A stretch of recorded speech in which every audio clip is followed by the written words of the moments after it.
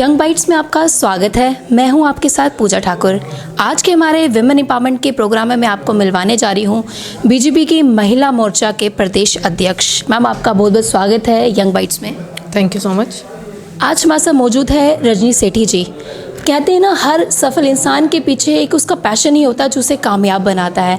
आज हमारे साथ ये मौजूद, ये खुद में एक एम्पावर्ड विमेन है और कई महिलाओं को भी इन्होंने एम्पावर्ड किया है।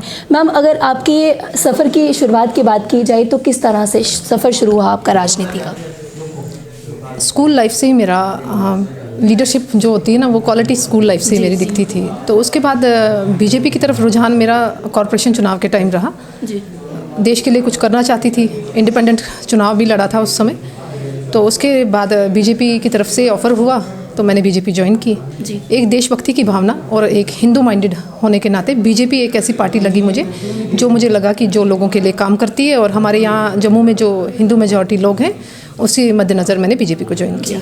हम विमेन एम्पावरमेंट की बात करते हैं। आज के टाइम पे भी कुछ ऐसी महिलाएं हैं जो प्रताड़ित हो रही हैं, जो एम्पावर्ड नहीं है, और अगर दूसरी तरफ से देखी जाए कई महिलाएं जो है एम्पावर्ड हो रही हैं। क्या डिफरेंस लगता है? क्या दोनों में क्या डिफरेंस लगता है? क्या मतलब कि क्या कहेंगे, कहाँ पे हम लैग कर जाते हैं, जहाँ पे हम महिलाओं तक उनकी प्रॉब्लम्स तक नहीं पहुँच पाते हैं? आपके मतलब एम्पावर कौन सी फीमेल्स हो रही हैं और कौन सी नहीं हो रही हैं, आपके अकॉर्डिंग किसको आप कह रहे हैं? मतलब जो गांव की लेडीज़ हैं वो एम्पावर नहीं हो रही? दोनों की बात की जाए, कुछ महिला जो है एम्पावर्ड हो रही हैं, वहीं अगर रिमोट एरियाज़ की बात की जाए वहाँ पे भी महिला एम्पावर्ड हो रही है, लेकिन कहीं ना कहीं प्रताड़ित भी हो रही हैं। क्या कारण रहता है इसका? प्रताड़ित तो हमारे समाज की जो सोच है उसके कारण हो रही है। इसमें लेडीज़ को खुद इनिशिएटिव लेना पड़ेगा जी। मैं शायद मीडिया के साथ जब भी रूबरू होती हूँ तो उनमें एक बहनों के बीच यही बात रखती हूँ कि बी बोल्ड। जो भी डिसीजन लेना है, सेल्फ डिफेंस, मतलब अपनी डिफेंस के बारे में कोई डिसीजन लेना है या आप समाज के लिए कुछ करना चाहते हैं तो खुद भी डिसीजन लेने की क्षमता रखें। हर चीज़ पुरुष प्रधान समाज ना बनाएं, क्योंकि महिलाएं इतनी सक्षम होती हैं कि वो अपना डिसीजन ले सकें। तो इस नाते से मुझे लगता है कि भाई खुद अपने आप में चेंज लाके ही समाज में चेंज हो सके। आप खुद भी एम्पावर्ड है और कई महिलाओं को भी आपने एम्पावर्ड किया हुआ है, लेकिन जब आप जनता दरबार लगाते हैं या महिला से मिलते हैं यहाँ, आपको क्या लगता है, क्या क्या प्रॉब्लम्स लेके वो आपके पास आते हैं, और आपको क्या लगता है आज के टाइम पे महिलाओं को किन किन प्रॉब्लम्स का सामना करना पड़ता है? सबसे ज़्यादा डोमेस्टिक वायलेंस के केसेस मेरे पास आते हैं, जो बहनें हर दिन सफ़र कर रही हैं जिस इशू को लेकर। दूसरी जो प्रॉब्लम अभी देखने को मिल रही है, जो समाज में जो लेडीज़ के लिए जो अभी उतनी अच्छी भावना नहीं है। आदरणीय हमारे प्रधानमंत्री मोदी जी तो बात करते हैं महिलाओं की सशक्तिकरण करने की, मगर अकेले प्रधानमंत्री जी उसमें कुछ नहीं कर सकते जब तक समाज भी इसमें बदलाव नहीं करेगा। और इसमें महिलाओं की अहम भूमिका रहेगी।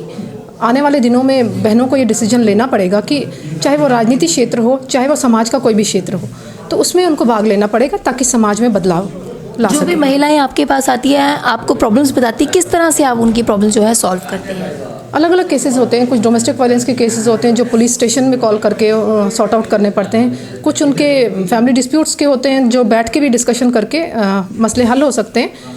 बाकी ऐसा तो हर दिन कुछ ना कुछ चलता ही रहता है, वो केसेस पे डिपेंड करता है कैसे टैकल किया जाए। प्रधानमंत्री नरेंद्र मोदी जी द्वारा महिलाओं के लिए कई ज़्यादा स्कीम जो है लाई गई है, उन तक किस तरह से वो पहुंचती है और आपका कितना योगदान रहता है कि हर महिलाओं तक उनकी जो भी उनके लिए स्कीम लाई जाती है उन तक पहुंचे? मैं पहले भी बता चुकी हूँ, हमारे प्रधानमंत्री मोदी जी महिलाओं की बात करते हैं, महिलाओं को सशक्तिकरण की बात करते हैं, और जब से वो प्रधानमंत्री बने हैं तब से उन्होंने महिलाओं से रिलेटेड बहुत सी स्कीम्स लाई हैं। अब हमारा दायित्व ये बनता है, क्योंकि महिला मोर्चा की अध्यक्षा हूँ, महिलाओं तक वो स्कीम्स पहुँचें। जैसे हर ज़िले में मेरा प्रवास रहता है, मेरे महामंत्री ज़िलों में प्रवास पे रहते हैं, तो वो हम उन बहनों को अवेयर करते हैं जिनको वो स्कीम्स नहीं मिल रही है। उनके नाम नोट करके हमारी जो ज़िला अध्यक्षाएँ हैं उनको बता दिया जाता है कि इनको इस स्कीम्स में जो प्रॉब्लम फेस कर रहे हैं उनको उसको सॉर्ट आउट कीजिए ताकि वो स्कीम्स उनको प्रॉपर्ली मिल सके। जो महिला आप तक पहुंचना चाहती है, आपसे अपनी प्रॉब्लम बताना चाहती है, वो किस तरह आपसे कांटेक्ट करती है, किस तरह से आप उनकी प्रॉब्लम्स को सॉल्व करते हैं? हमने अपना ग्रीवेंस सेल भी एक महिला मोर्चा की तरफ से ओपन किया था, और यहाँ मैं ऑफिस में रोज़ आती हूँ। मैं ना हूँ तो मेरी महामंत्री यहाँ ऑफिस में होती हैं, तो 12 से शाम के 5 बजे तक हम लोग ऑफिस में होते हैं। कभी भी बहनें आकर अपनी समस्याएं बता सकती हैं। आपने एक ग्रीवेंस सेल बनाया हुआ है, एक प्रॉब्लम्स कहीं ज़्यादा महिलाएं आपको बताती, क्या लगता है क्या क्या प्रॉब्लम्स लेके आती है? जैसे आपने बोला कि डोमेस्टिक वायलेंस तो होता है, उसके साथ साथ कई छोटी बड़ी प्रॉब्लम्स जो होती है जिनको आप सॉल्व करने की भी कोशिश करते हैं। जी, मेन जो यहाँ पे इस टाइम करंट जो सिचुएशन है हमारी जम्मू कश्मीर की, वो डोमेस्टिक वायलेंस की मेन है। दूसरा, मैं कश्मीर में प्रवास पे रही तो जो वहाँ मुझे देखने को मिला, वहाँ जो हमारी बच्चियाँ हैं, युवा पीढ़ी जो है, वो कहीं ना कहीं ड्रग्स में इन्वॉल्व हो रही है। तो बेरोज़गारी मेन कारण है। अगर उनके पास रोज़गार का साधन हो तो वो शायद इस तरफ नहीं जाएं। दूसरा, पाकिस्तान का भी इन्वॉल्वमेंट रहती है वहाँ पे हालात ख़राब करने के लिए। तो कहीं ना कहीं ये चिंता का विषय है कि आज जो हमारी बच्चियाँ हैं या जो हमारी युवा पीढ़ी है वो किस डायरेक्शन में जा रही है, ये एक चिंता का विषय है। आने वाले इलेक्शन में किस तरह की रणनीति आपके द्वारा रहने वाली है? महिला मोर्चा के कार्यकर्ता के नाते तो हमारी रणनीति यही रहेगी कि हमारी आबादी में 50% हमारी बहनें हैं जी। और जो 50% हमारी बहनें इस आबादी में हैं वो अपना जो वोट कास्ट करेंगी वो आदरणीय मोदी जी को करेंगी। पार्लियामेंट चुनाव में बीजेपी जीते, हमारी पूरे देश में हमारे प्रधानमंत्री बने, और जम्मू कश्मीर के जब असेंबली चुनाव रहेंगे उसमें हमारे जो मुख्यमंत्री होंगे, वो हमारे अध्यक्ष रैना जी भी बोल रहे हैं कि हमारे बीजेपी के ही मुख्यमंत्री होंगे। उसके लिए हम पूरी प्रयास करेंगे ताकि बूथ लेवल तक हम बहनों को आगे ला सकें और उनके जो वोट हैं वो अपने वोट कास्ट करें ताकि हमारा मुख्यमंत्री बन सके। देखा जाता है बीजेपी में महिला मोर्चा में कई महिलाएं जो है ज्वाइन कर रही हैं, कई महिला बढ़ चढ़ के भाग ले रही है इस चीज़ में, अपने आप को एम्पावर्ड भी कर रही हैं और हर चीज़ में कितना महिलाओं का कितना सहयोग आपको मिल रहा है? नहीं, महिलाओं के सहयोग से ही मैं चला पा रही हूँ, क्योंकि अध्यक्षा एक अकेले टीम नहीं चला सकती। पूरी टीम मेरा वर्क कर रही है। टीम के साथ साथ ज़िला की जितनी टीमें हैं वो सब सहयोग कर रही हैं, और जो जनता है हमारी, जो महिलाएं हैं हमारी, वो भी कहीं ना कहीं मोदी जी से इम्प्रेस्ड है। मोदी जी के लिए उनके मन में क्रेज़ है। वो आपने कल रैली भी देखी होगी कि कितनी संख्या में, मुझे लगता है 50% से ज़्यादा की संख्या में बहनें वहाँ मौजूद थी। वो संकेत देती है कि महिलाएं बीजेपी को ही दोबारा देखना चाहती हैं, जम्मू कश्मीर में भी और अपने भारतवर्ष में भी। जी, हमारा जैसे कि प्रोग्राम है विमेन एम्पावरमेंट का, हमारे माध्यम से जो भी दर्शक आपको देख रहे हैं, खासकर महिला जो भी देख रही हैं, क्या मैसेज देना चाहेंगे आप उन्हें?